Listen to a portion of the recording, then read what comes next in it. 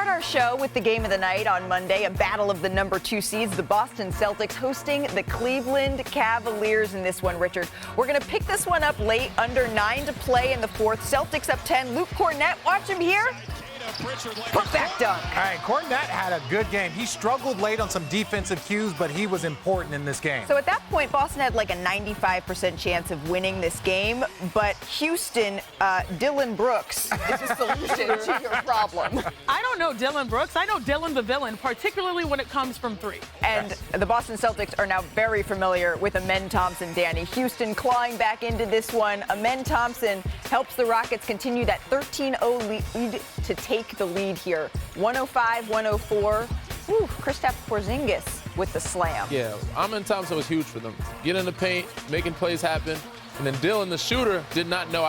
He had 10 threes in this game. I only had 9 for my career high, so he's beat me. Oh, there you go. He's definitely a much better shooter. Jason Tatum, tough little layup there, attacking the basket. All tied up at 108, 107 to go. Alperen Sengun. What a tough play. Over 2, 3 defenders, 6 hands, tough bucket. Hello. Houston goes up by 2. Now tie game. Houston's ball. Oh, this is what I was talking about. Cornett struggling late. There was that play. You can't have that. I'm not even sure why he was in the game in this moment.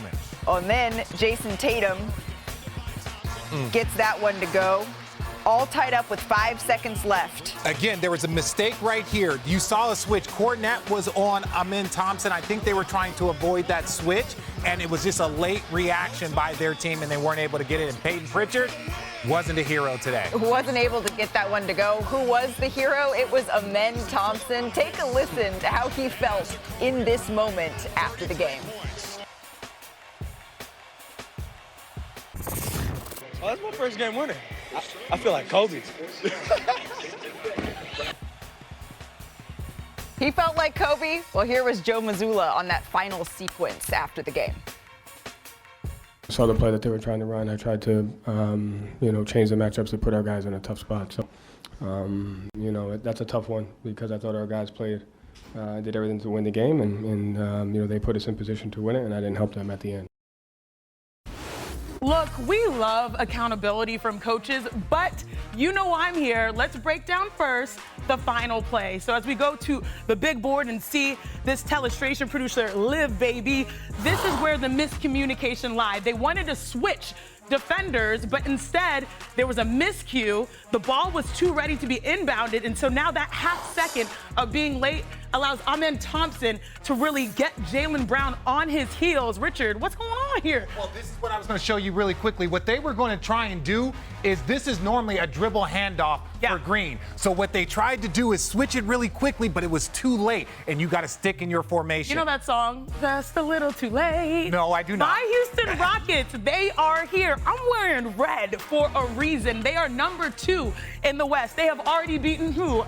The Oklahoma City Thunder. They've beaten the Cleveland Cavaliers twice. They've beaten the Memphis Grizzlies thrice. That means 3 times. And now you can add the Boston Celtics to the list. Y'all, they have won 3 straight games against teams with a combined .788 win percentage.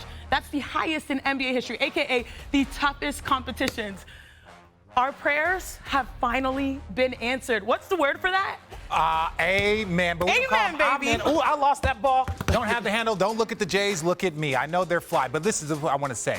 This man was amazing, but it wasn't just last night. Can I get an amen like she said? Amen. Houston has been doing an outstanding job. Check out this starting lineup that they have. They are 9-2 with this starting lineup in the last 11 games. But let's take it a little deeper. What is he doing? What is Amen doing in his last 10 games? He's got 19, 11, and 5. And this is for a person that's only shooting 27% from 3. So the way he's playing, the way he's aggressive, shot creating for others, it's hard to create shots when people aren't necessarily guarding. We're not even talking about his defense. He is an elite defender on the perimeter, can guard multiple positions. He's got the athleticism, he's got the size, and right now, this man is putting up very impressive stats. So you're saying Houston, we do not have a problem. The Celtics, on the other hand, they all got a problem with a different story, at least recently.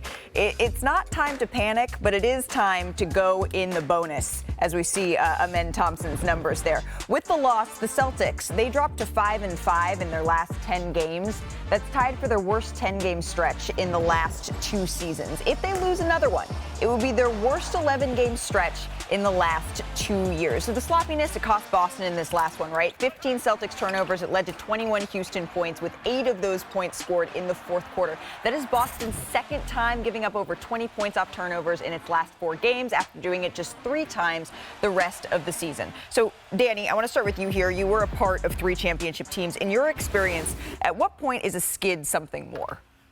Not yet, not right now.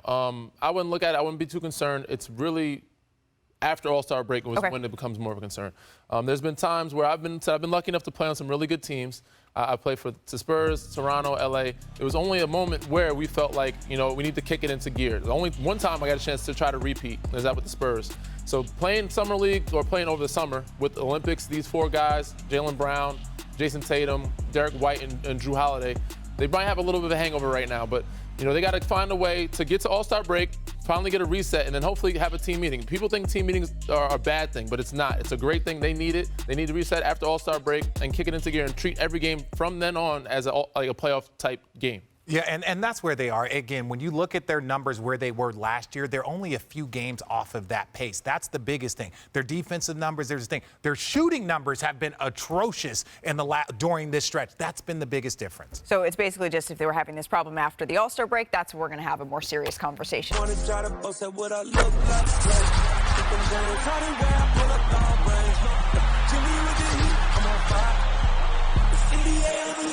fire.